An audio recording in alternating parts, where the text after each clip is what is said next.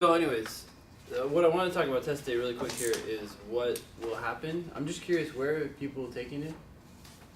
Marriott. You're taking it at the Marriott Center in DC?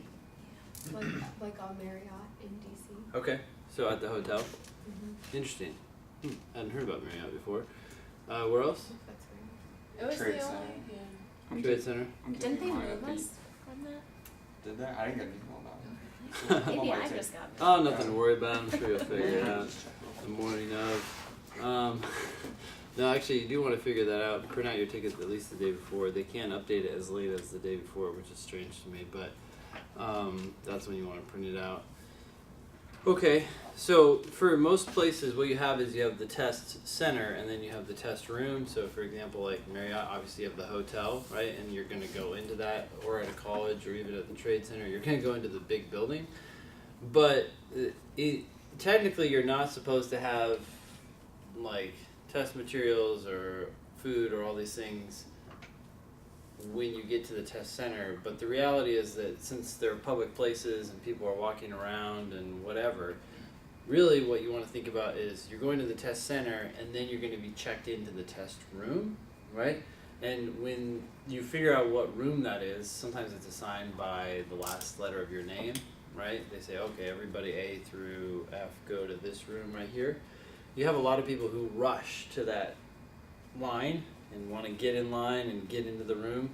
The reality is you're not really in a rush. As long as you got there on time and you see where your room is and you do know that that's your room and that's where you need to go, you probably don't want to be first in line, especially if they have a lot of people going into that room. Some of these rooms can have 40, 60 test takers, hopefully more like 30, but if you're first, what will end up happening is you'll go in, they'll check you in, and then they'll tell you, oh, go sit here or wherever. And then you got to sit there and wait for everyone else to get checked in. So I do think it's important to get there on time, to figure out where you're going, to figure out what room you need to be in. But then once you know all that and you have the lay of the land, it's better to kind of hang out and walk around. Because then you can eat a snack, you can go to the restroom, you can do all that stuff while everyone else is checking in, and then you kind of check in near the end, right?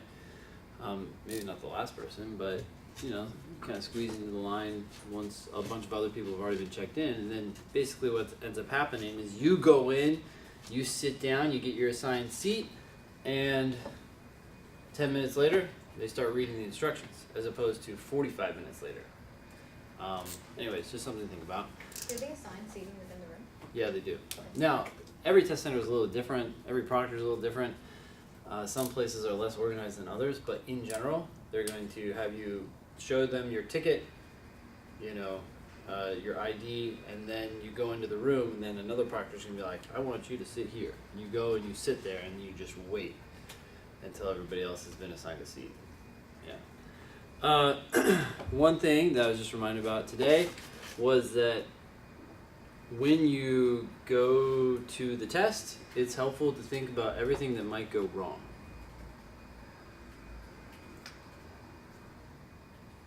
Sound good? Okay. No one's objecting to that advice. So historically, whenever I say that to people, they object. Someone said, wait, no, I don't want to think about everything that will go wrong. But actually, the more stuff you think about that will go wrong, the less affected you will be by it, right? Like if you go to a party and you know that this person is gonna be there and that person tends to be a jerk, and your friend warns you, like, oh my gosh, this person is such a jerk, they're so mean, and then you talk to them and they say a couple mean things, you're just like, whatever. But if you had no clue, you'd be like, whoa, what's wrong with me? What's wrong with that person? What did I do, you know? But if you just anticipate it, then it's not that big of a deal. So the same is true with the test.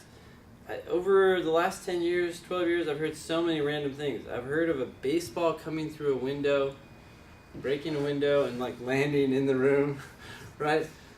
Because I guess there was a baseball game going on nearby. That's probably not going to happen to you, but of course, people panicked.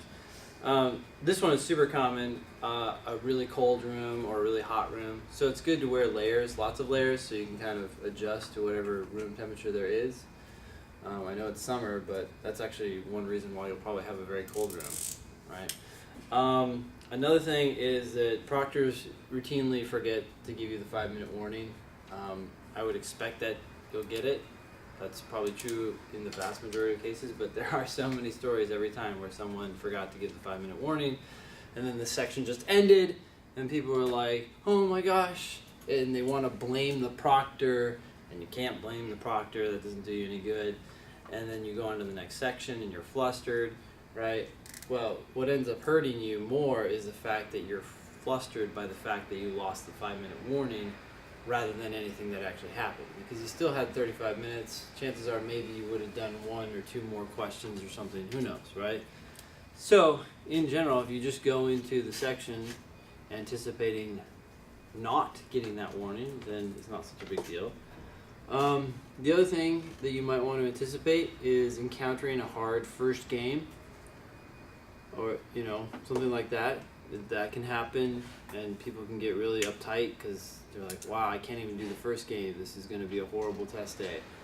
And maybe that was unusually difficult, but if you put your head down and you get it done in 12 minutes, game 2 is really easy and you end up recovering. But if you get all in your head, then maybe that ends up doing more damage because that game was just expected to take longer than usual, right?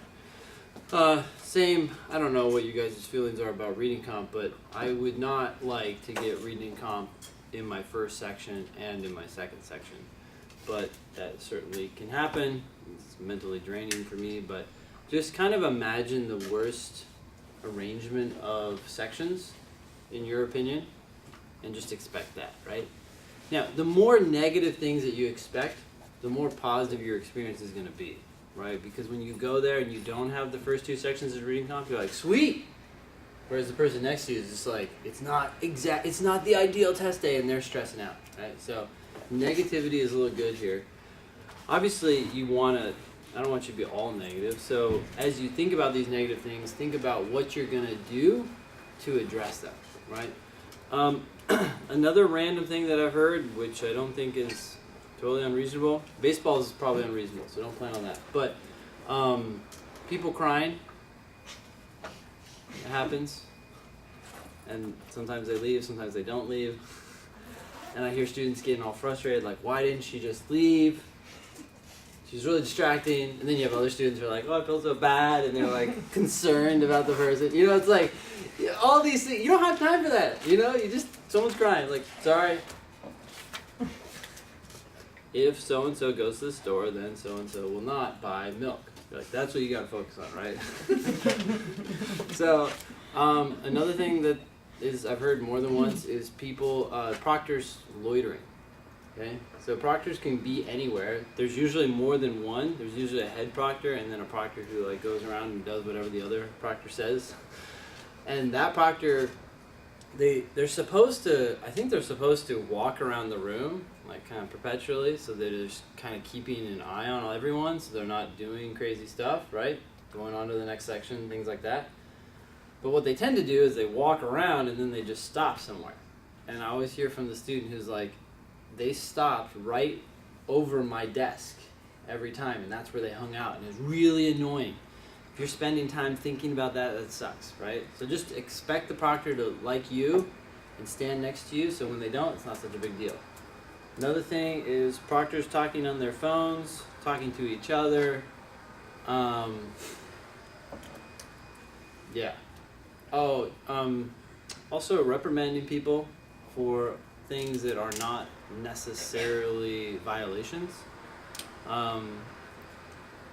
This happened to you, Laura, and it's also happened to, actually not to a student, but to someone who was sitting next to a student. I don't know what they did. I think they kept bubbling right after, for like a second after the time was called, right? So they at the break, they asked them to come up and give them their ID, right? And so they came up and they gave them their ID. And then after the test was over, they're like, what'd you want with my ID? Like, what's going on? They're like, I just wanted to make an example so that everyone would know I'm serious about cutting off the time. Oops. So that person was thinking about that the whole time, right, in the last 2 sections. I'm sure it didn't go great. But it's also not uncommon to hit the 5-minute warning and either and be a lot further away from the end of the section than what you're used to, right? Like you get to the 5-minute warning, you're used to having 7 questions in logical reasoning, and you have like 10. And you're like, oh no, this is test day, and I have 5 minutes for 10 questions. I usually have 5 minutes for 7 questions. This is awful. Okay, what should you do at the 5-minute warning if you're not going to finish? Do one more question. Okay, do one more question, right? That's a great plan. And Bubble in the rest. just bubble in the rest, right? Bubble in the rest, do one more question, and if that's just like, hey, try to think of it as glass half full, right? Like if I can get one more, then that's one more point. And the reality is that will lead to another question, to another question, to another question. What you don't want to do is try to do 10 in 5 minutes. You will get almost all of them wrong, right? And so what we're trying to do is avoid panicking, because in most cases people's scores drop not because of what actually happened to them, but because of how they reacted to it, right? So the more you can think of things that might happen, the less likely they are to affect you, and the more likely your score is to be just something consistent with what you've usually done on your practice tests. Now, test day, there's also this idea that if on test day you're going to do worse than your practice tests. That certainly does happen.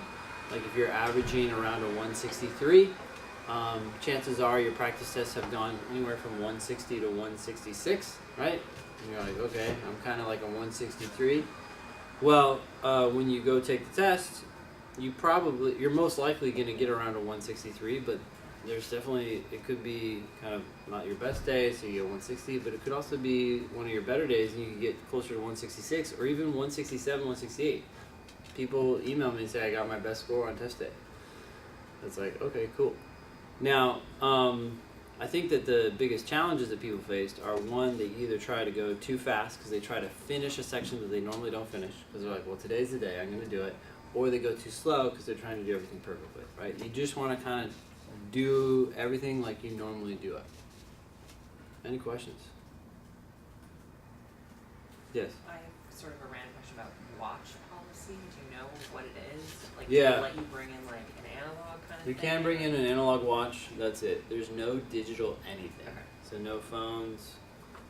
So like a proctor won't flag it. Like if I have like this watch on my desk, is that gonna like be a That's problem? okay if it's analog. That's Okay. analog? Yeah, it's You have an analog watch. Yeah. Sweet. I know they actually have something weird about analog watches. Like it's called like a chronograph watch. So if it's a analog watch that has a stop timer on it, they don't allow those. They don't allow that, yeah. And so it can't So be. it looks like an analog, but it's not really an analog. Oh, they're like being tricky. And But if you clever. have like a bezel that moves with the timer on it, that's fine. That's fine, yeah. Because someone was like winding their watch during my first ticket. I see. And then it had a timer. Well, I mean, it was like, I mean, I have the same type of watch, but I didn't Oh, use the it. bezel. They were Yeah, winding it's the like, bezel. Yeah, if you guys yeah. can hear that. It's Yeah. like in a pin drop silent room, it was just like.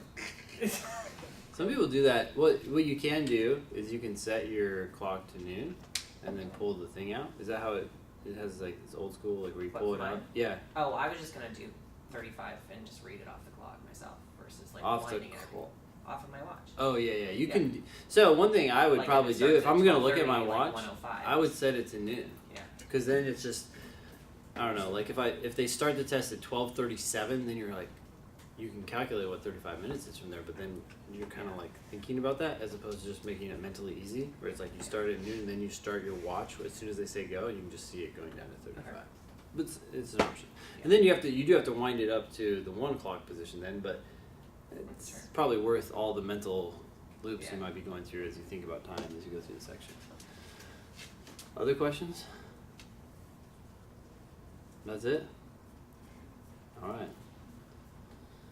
Okay, it doesn't hurt to stop at any moment and just take a deep breath during the test. It'll take you 20 seconds tops, and it might be the best use of your 20 seconds, right? Because again, floundering through a question can take you 3 minutes, and then you end up getting it wrong. It's just not a good use of time, right? It's only worth 1 point. Every question is only worth 1 point, so. Cool. Alright, that's my only advice for a test day right now.